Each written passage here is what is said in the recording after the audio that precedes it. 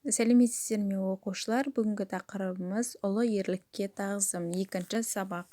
Сондықтан бірден 6-шы тапсырмадан бастаймыз. 6-шы тапсырма сабаққа кіріспе ретінде суретте кімдер бейнеленген, олар туралы не білеміз?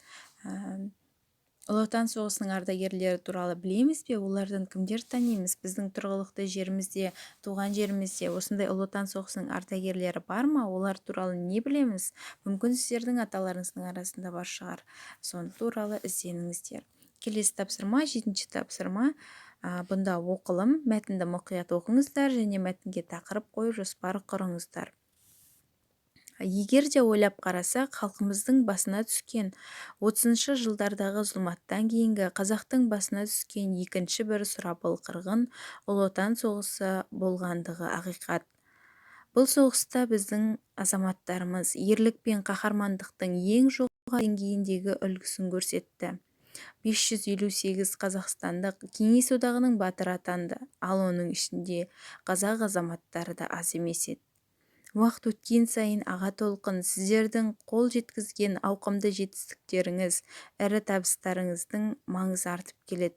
Соғыстан кейінгі күйреген экономиканы қалпына келтіруде ардагерлер қажырлылық танытып атсалысты. Сіздердің көрсеткен ерліктеріңіз, отансүйгіштіктеріңіз, бірліктеріңіз, бауырмалдық және ынтымақтастық қасиеттеріңіз бүгінгі күнге дейін ұрпақтан ұрпаққа жалғасып келе жатқан үлкен құндылық болып табылады. Сондықтан да сіздерге басымызды иеміз. Бір құптарлығы аға ұрпақтың ұлан-ғайыр жеңісі мен еліміздің бүгінгі жеңісі бір-бірімен тығыз байланысты.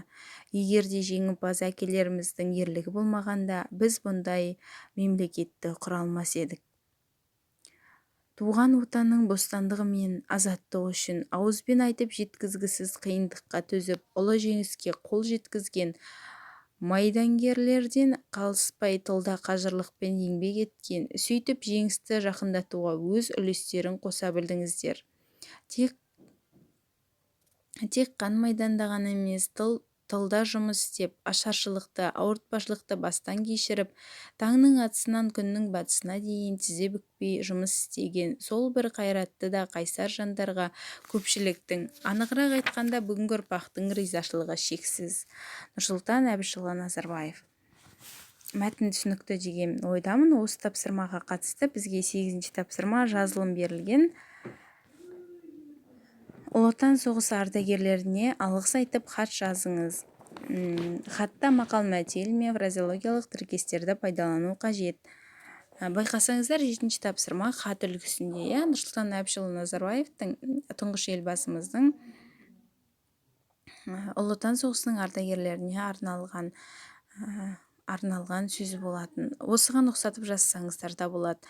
Хат жазуларыңыз керек. Хат міндетті түрде алғыс ретінде жазылу керек және хаттың құрылымын сақтау қажет.